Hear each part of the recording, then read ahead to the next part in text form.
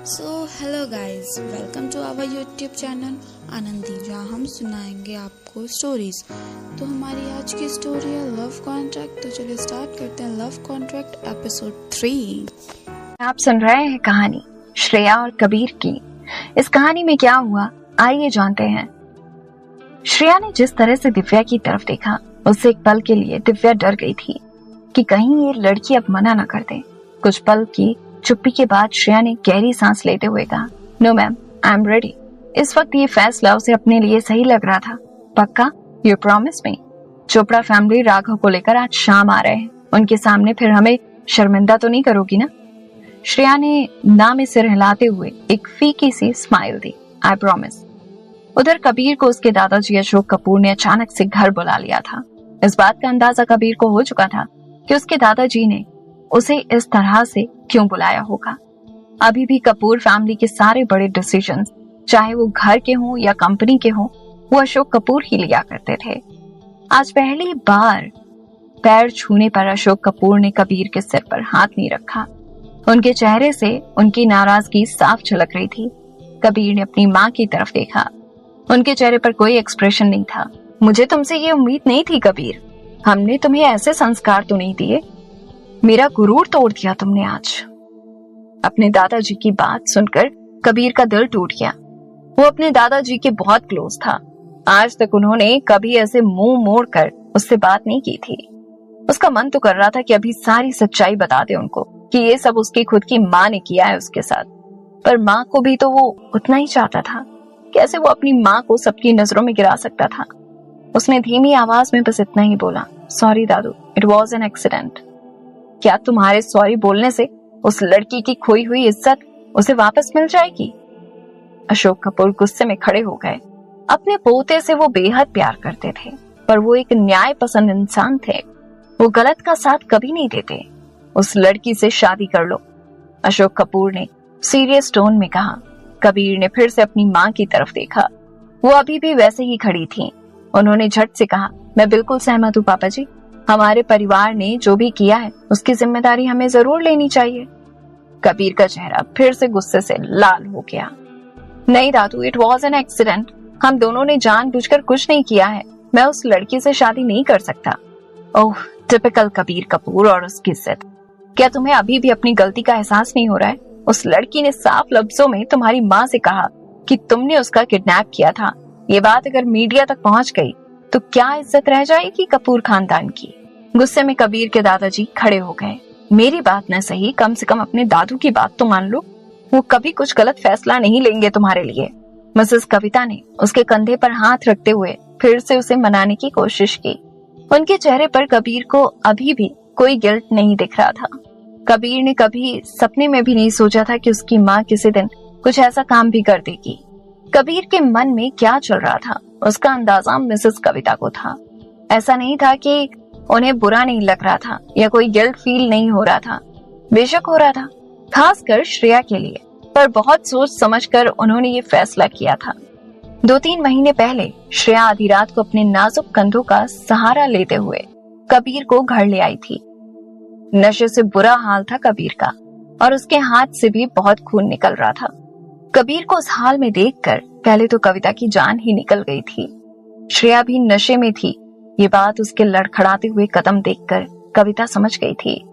Thank God, चोट इतनी गहरी नहीं है। कबीर के हाथ के घाव को साफ करने के बाद कविता ने राहत की सांस ली। सारे हाउस हेल्पर्स और घर के बाकी लोग तब तक सो चुके थे। कविता ने किसी को उस वक्त उठाना सही नहीं समझा। आंटी जी, आपका बेटा बहुत क्यूट है। नशे में खुद को तो वो संभाल नहीं पा रहा था और मुझे बचाने आ गया। श्रेया ने बड़ी ही मासूमियत से कविता को कबीर की ड्रेसिंग करने में हेल्प करते हुए हंसते हुए कहा। लेकिन मिसेस कविता का सीरियस चेहरा देखकर दूसरे ही पल वो चुप हो गई। ये सब हुआ कैसे? कबीर के हाथ पे एंटीसेप्टिक लगाते हुए मिसेस कविता ने पूछा। इससे पहले कि श्रेया कुछ बोल पाती, कबीर ने जोर से सिसकी भरते हुए अपने दूसरे हाथ से श्रेया का हाथ पकड़ लिया और श्रेया ने भी बिना कुछ सोचे बड़े ही प्यार से कबीर के घाव पर फूंकना शुरू कर दिया। आंटी आराम से, उससे चल रहा होगा। मुझे दीजिए, मैं आराम से लगा देती हूँ। उसके हाथ से एंटीसेप्टिक लेकर श्रेया खुद लगाने लगी। मिसेस कविता हैरानी से देखे जा रही थी क्योंकि उन्होंने कुछ और ही नोटिस कर लिया था। कबीर की बॉडी में कुछ रिएक्शन नहीं हो रहा था। उसे श्रेया की टच करने से एलर्जी नहीं हो रही थी। श्रेया नॉन स्टॉप बोले जा रही थी कि कैसे क्या हुआ था और फाइनली कैसे वो कबीर को घर ले आई, लेकिन कविता को जैसे कुछ सुनाई ही नहीं दे रहा था। वो बस शॉक्ड खड़ी थी। क्या कबीर की बीमारी ठीक हो गई? नहीं, कबीर ठीक नहीं हुआ था। ये बात उन्हें अगले ही दिन पता चल गई थी जब काव्या ने उसे छुआ था और कबीर को फिर से स्किन रैशेस हो गए थे। श्रेया वाकई में बहुत अच्छी लड़की थी। उस रात जब कविता ने थैंक यू बोलते हुए उसे एक मोटा सा नोटों का बंडल दिया था तो उसकी आंखों में कोई लालच नहीं दिखा। श्रेया ने बिना झिझकते हुए मना कर दिया, ये कहते हुए कि गोरिल्ला शूट चल रहा था। ये बात मुझे पता थी, आपके बेटे को थोड़ी ना पता थी। इस हालत में भी वो मुझे ये सोचकर बचाने आए कि मैं मुसीबत में हूँ। पैसा लेकर मैं इनकी अच्छाई को इंसल्ट नहीं करना चाहती हूँ। ऐसे लोग आजकल मिलते नहीं हैं। कविता को पूरा यकीन था कि श्रेया हमेशा कबीर को खुश रखेगी और उससे भी बड़ी बात ये थी कि श्रेया ही कबीर की बीमारी का इलाज थी।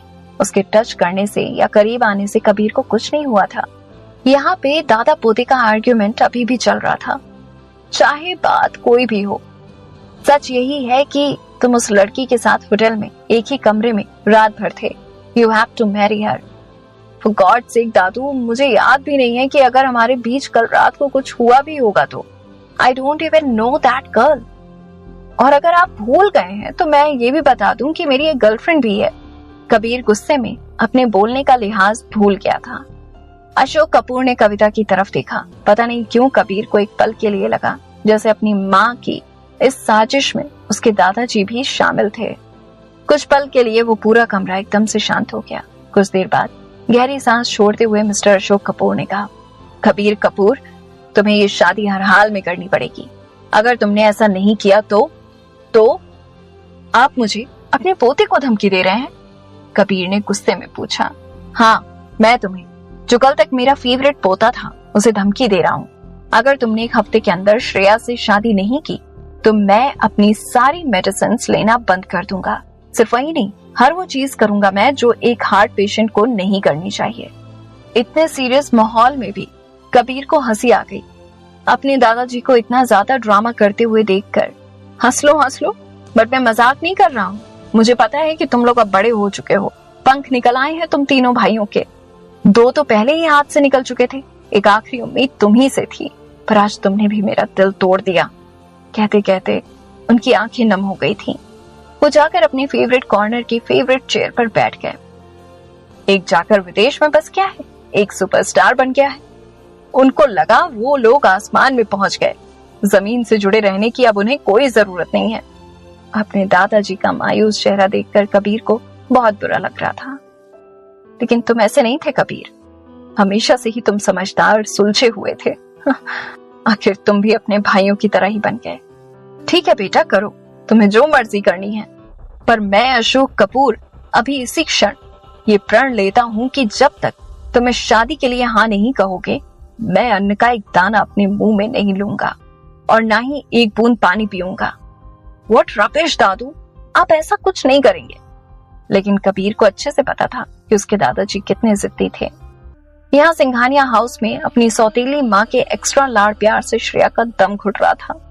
उसका शक और भी गहरा होता जा रहा था कि पक्का कोई ना कोई बात जरूर होगी। ये औरत ऐसे बाल्टी भर भर के मक्खन लगाए जा रही थी। रिया के वार्डरोब से डिजाइनर ड्रेस लेकर उसके एक्सपेंसिव ज्वेलरीज, बाहर से मंगवाए हुए मेकअप, सब कुछ आज श्रेया पर लुटाया जा रहा था, जिनको छूना तो दूर, देखने में भी पहले पाबंदी लगाई जाती थी। दिव्या खुद श्रेया को रेडी कर रही थी। अपने आप को आईने में देखकर खुद श्रेया भी नहीं पहचान पा रही थी। वो इतनी कमाल की खूबसूरत जो लग रही थी। दिव्या ने मन ही मन सोचा, इसको अपनी मुट्ठी में रखने के चक्कर में मैंने कुछ ज्यादा ही खूबसूरत बना दिया। रिया से भी ज्यादा प्रिटी लग रही है अब ये। कहीं मिसेस चोपड़ा का मन ना बदल जाए और राघव की जगह कहीं राहुल के लिए इसका रिश्ता ना मांग ले। उन्हें पता है कि अगर ऐसा कुछ हुआ तो राहुल भी मना नहीं करेगा, क्योंकि बहुत बार उन्होंने राहुल को छुप छुप के श्रेया को ताकते हुए देखा था। ये ख्याल मन में आते ही जानबूझकर उन्होंने श्रेया का मेकअप थोड़ा सा एक्स्ट्रा लाउड कर दिया। श्रेया को सब समझ में आ रहा था, लेकिन उसे कुछ खास फर्क नहीं पड़ा। वैसे भी ये रिश्ता उसके लिए एक समझौता ही था। तभी उन्हें 2-3 गाड़ियों के रुकने की तेज आवाज सुनाई दी। अदिति तुरंत भागकर उन्हें ये बताने आई थी कि चोपड़ा फैमिली पहुंच गई थी। दिव्या श्रेया को ये बोलते हुए जल्दी में वहां से निकल गई कि जब तक वो ना बुलाए वो बाहर ना आए। लगभग आधे घंटे तक बैठने के बाद श्रेया से और रहा नहीं गया। वो मेहमानों के सामने नहीं जा सकती थी, लेकिन छुप छुप के उन्हें देख तो सकती थी। असल में उसे राघव को देखने की इच्छा हो रही थी। जैसे ही वो लिविंग रूम के दरवाजे के पास पहुंची, चोपड़ा परिवार की सारी बातें उसे साफ साफ सुनाई देने लगी। शायद वो राहुल की मॉम थी जो कह रही थी कि हम सब जानते हैं कि आपकी सबसे छोटी वाली बेटी आपकी नाजायज औलाद है मिस्टर सिंघानिया। हमारे राघव के लायक तो वो किसी भी एंगल से नहीं है, लेकिन हमें उसकी फोटोज बहुत पसंद आई। लड़की खूबसूरत है, इसीलिए हम इस रिश्ते के लिए हाँ कर रहे हैं। और कुछ ना सही, एटलीस्ट मेरे राघव के बच्चे बहुत खूबसूरत होंगे। ये सुनकर सब हंस रहे थे। बच्चा? कैसा बेहुदा सोच वाले लोग हैं ये। श्रेया ने नाक सिकोड़ते हुए मन ही मन सोचा, क्या उसे बस एक बच्चा पैदा करने की मशीन की तरह देखा जा रहा था? तभी श्रेया की नजर एक छोटी हाइट के इंसान पर पड़ी। उसकी हाइट शायद 5 फीट से भी कम होगी। किसी छोटे बच्चे की तरह वो पेंडुलम जैसे right to left, left to right हिले जा रहा था। अपना सिर इधर से उधर घुमाकर कभी रूम कभी सीलिंग को देखे जा रहा था और बीच बीच में उंगली से नोज़ी निकालते हुए उसे बड़े ही ध्यान से देख रहा था। EU, disgusting. श्रेया हैरानी से सोच ही रही थी कि ये एबनॉर्मल सा लड़का कौन हो सकता है। तभी दिव्या ने उसे देख लिया और फेक स्माइल के साथ एक्स्ट्रा स्वीट बनते हुए उसे अपने पास बुलाया।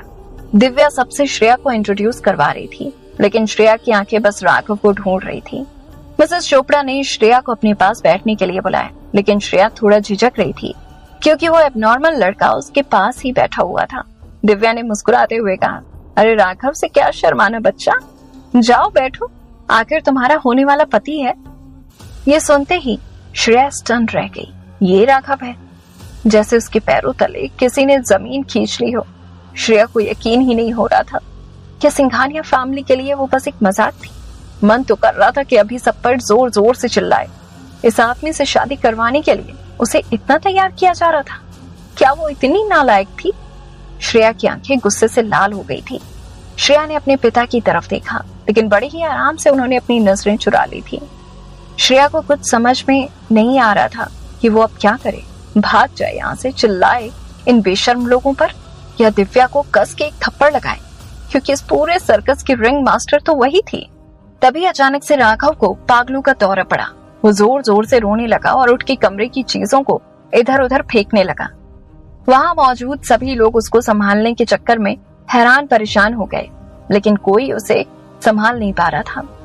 एट लास्ट दोनों परिवारों के लोगों ने उसे हर तरफ से घेर लिया और राघव ने गुस्से में दिव्या के हाथ पर जोर से काट लिया। उसने इतनी जोर से काटा कि उसके हाथ से खून ही निकल आया। दिव्या हक्की बक्की रह गई। जितना उसने सोचा था उससे कई गुना ज्यादा पागल था ये लड़का, लेकिन शुक्र था भगवान का कि इस पागल से अब अदिति की नहीं, श्रेया की शादी होने वाली थी। और अब दिव्या ने नोटिस किया कि श्रेया आसपास कहीं नहीं थी। श्रेया कहाँ गई? दिव्या ने इधर उधर देखते हुए पूछा। वो छोटी दीदी को मैंने बाहर जाते हुए देखा था, किसी हाउस हेल्पर ने बोला। ये सुनते ही दिव्या बौखला गई। कोई जाओ उसके पीछे, पकड़ के लाओ उसे, भागने मत देना उसे। गुस्से में वो ये भूल गई कि चोपड़ा परिवार अभी भी वहीं पर था। श्रेया को कुछ होश नहीं था कि कैसे वो वहां से भाग निकली, लेकिन उसे इतना जरूर पता था कि दोबारा कभी उस घर में वो लौट कर नहीं जा सकती। अभी भी वो बेसुध सी भागी जा रही थी बिना पीछे मुड़े। किसी भी हाल में वो रुकना नहीं चाहती थी। भागते भागते एकदम से कैसे वो एक बड़ी सी कार के सामने आ गई, उसे पता ही नहीं चला। जब तक वो रियलाइज करती और खुद को संभाल पाती, तब तक बहुत देर हो चुकी थी। श्रेया एक टेनिस बॉल की तरह हवा में उछल के जमीन पर गिर गई और उसकी आंखें ना चाहते हुए भी बंद हो गईं और उसके सिर से मानो खून की नदियां बहने लगीं। ये कहानी है श्रेया और कबीर की।